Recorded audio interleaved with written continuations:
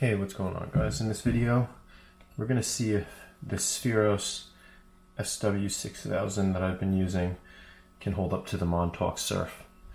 I used it and it went underwater a few times. I mean, using my rod as a walking stick.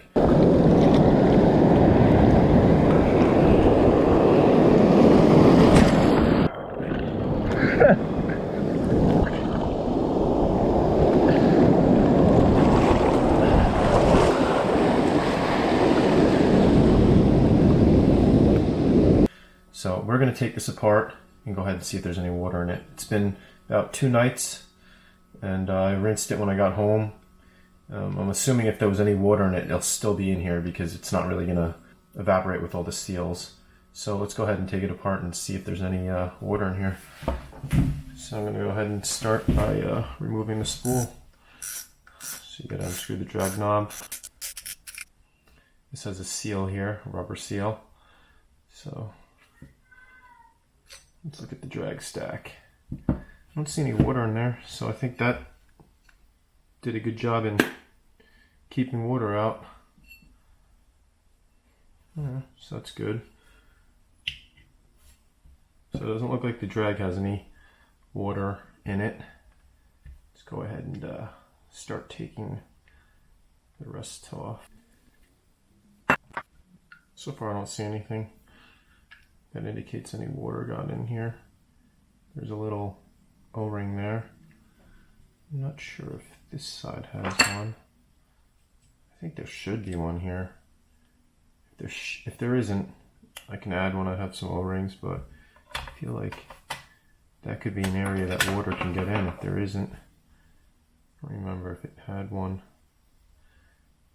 Alright, let's continue.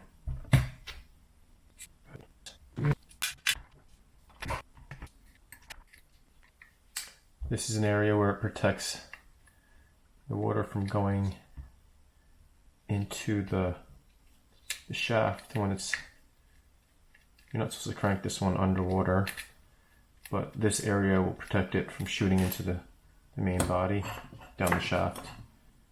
So this is an area where water can get in, and that's why they have this system here. So there's a little cover. Oh, it does. Is this water? Probably does have a little water here. Or it could just be.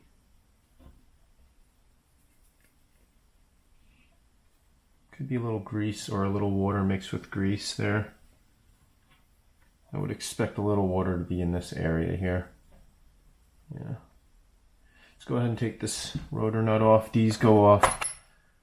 Alrighty, so I got a 15mm and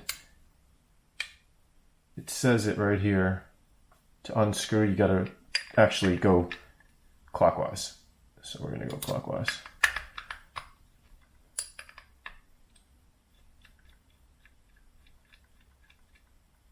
Let's go ahead and lift this area up. This is the rubber seal area that will prevent the water from shooting down the shaft.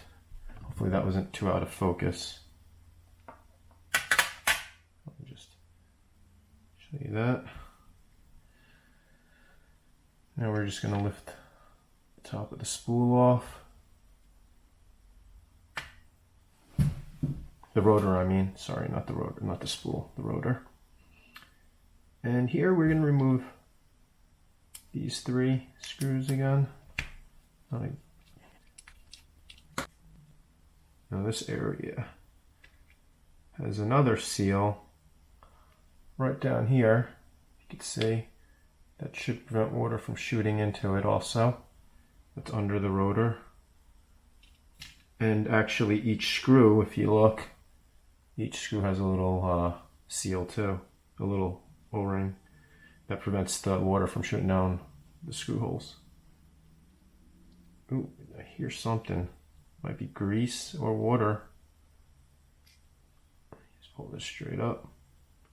This is the anti-reverse bearing system. Let me just check that real quick.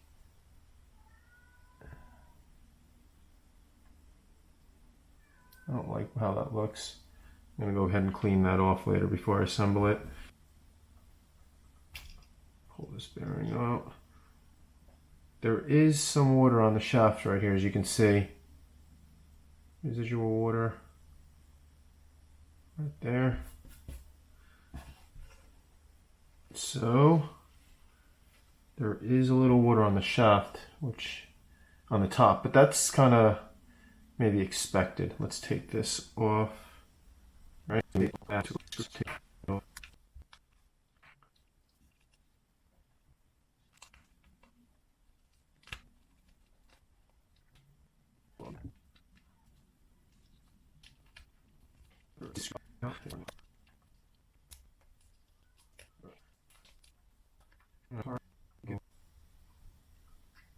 Hands are a little greasy. Okay. So, is there any noticeable amount of water in here? See a tiny drop there, but I think it was from the outside here. There's a little outside of the seal. There was a little water, but I think it just, that wasn't in there. Let's see what else. Let's look behind this.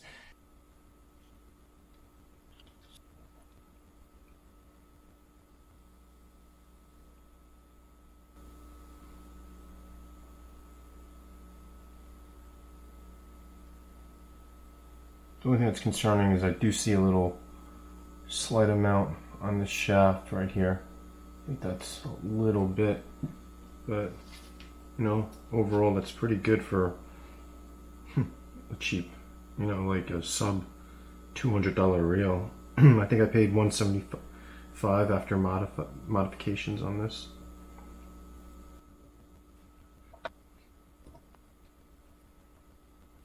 So what I'm going to do, go ahead and spray this out with a electrical cleaner.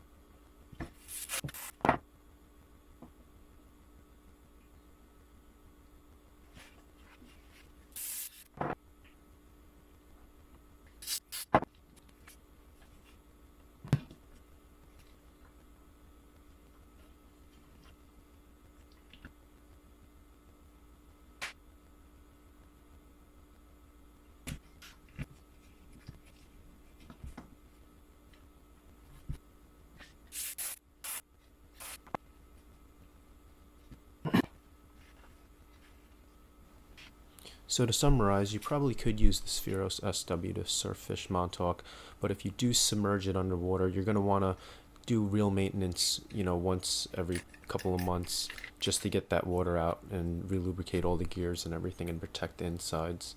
Ideally, you want to be able to use a fully sealed reel, such as a Van Staal, which you can actually operate underwater. I'll be actually fishing with one I just picked up, VSX, so I'll be using that in Montauk from now on, just because I don't want to have to constantly do reel maintenance. But if you guys like this video, go ahead and give it a thumbs up. If you want to see more videos like this in the future, go ahead and subscribe to my channel and hit that notification bell if you want to be notified. And as always, thank you for watching.